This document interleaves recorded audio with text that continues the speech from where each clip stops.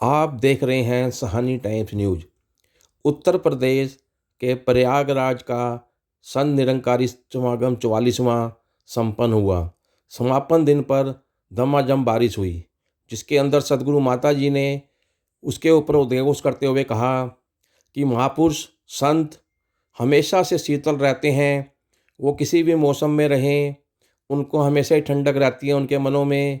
उन्होंने ये जिक्र इसलिए किया क्योंकि दिन में गर्मी होने के कारण और समागम के समाप्ति में जो बरसात हुई उसके ऊपर उन्होंने अपने जो विचार रखे। प्रस्तुत है सहानी टाइम्स न्यूज़ की ये एक विस्तृत रिपोर्ट। संगत जी, प्यार से कहना धन निरंकार जी। अभी जैसे सब देख ही रहे हैं, ये वर्षा, ये मौसम का उस तरह एक रूप। तो अभी दासी के ध्यान में वही बात आ रही थी कि दोपहर के समय जब सत्संग शुरू हुई तो ये मौसम का रूप, इतनी कड़ी धूप, इतनी गर्मी और अब ये शीतलता।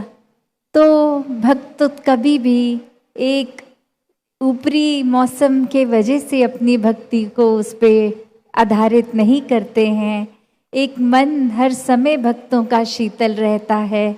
एक मन में ये सुकून, चैन, सहजता, स्थिरता हर किसी के मन में होती है। तो परिस्थिति उसका असर एक नहीं छोड़ पाती।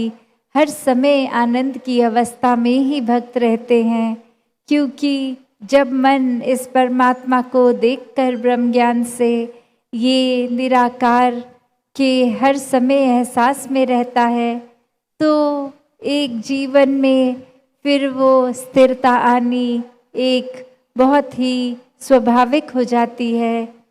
कैसे आज भी और पिछले 2 रोज से ये जो संदेश दिया, ये कोई सिर्फ कान रस नहीं था कि कोई भजन एक म्यूजिक की वजह से या कोई ताल ऐसी की तालियां साथ दे रही, पर ये चाहे स्पीच थी, एक कविता रूप था, एक भजन रूप था।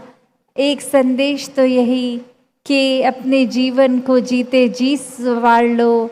जीवन में इस परमात्मा की प्राप्ति से अपना कल्याण कर लो, और यही एक जीते जी भी फायदे का सौदा है।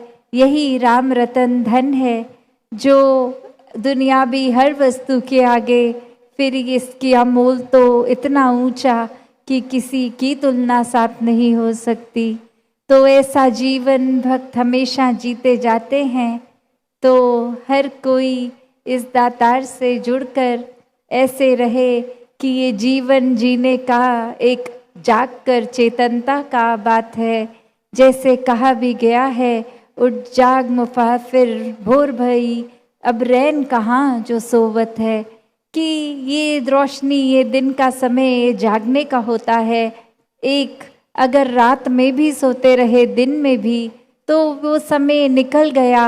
उसी तरह ये दुनिया, ये जीवन हमारा जीते गए, पर दुनियावी चीज़ों से जुड़कर इस परमात्मा से नहीं, तो फिर एक जीवन भी एक घाटे का सौदा हो गया, जीवन व्यर्थ हो गया।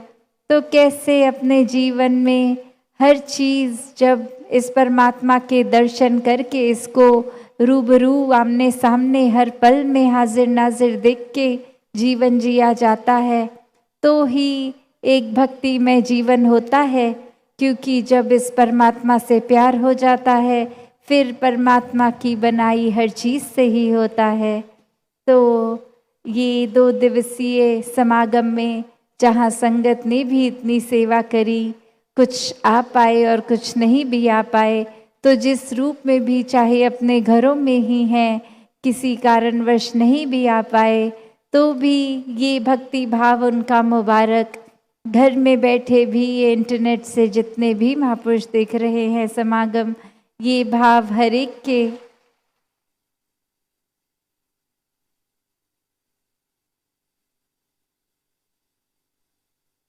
और वही भाव कि चाहे ये घड़ियाँ मिली जितनी भी सत्संग के लिए, ये घड़ियाँ मुबारक हैं। चाहे समय तो और देर का था, पर वो मौसम के कारण भी अब दासी अपनी वाणी को विराम देगी कि आप सबको असुविधा ना हो। तो सब इसी तरह जीवन भर अपने एक भक्तिमय जीवन को जिए, एक परमात्मा को पहले जानकर फिर उससे प्यार करके फिर उसकी भक्ति करके। तो ये जो उससे इसकी दूरी है कि वो भगवान नहीं, वो परमात्मा नहीं, ये परमात्मा, ये निराकार, तो ये जो दूरी है, ये जीते जी ये फासला तय कर लें। एक दूर नहीं, ये इतना निकट है। वो पहचान जब हो जाएगी तो प्रेमा भक्ति की शुरुआत जीवन में हो जाएगी। ऐसी ही भक्ति करते चले जाएं, सेवा सुमिरन सत्संग करते जाएं, इस निराकार को हर समय अपने एक एहसास में बसाते चले जाएं। सात संगत जी, धन निरंकार जी।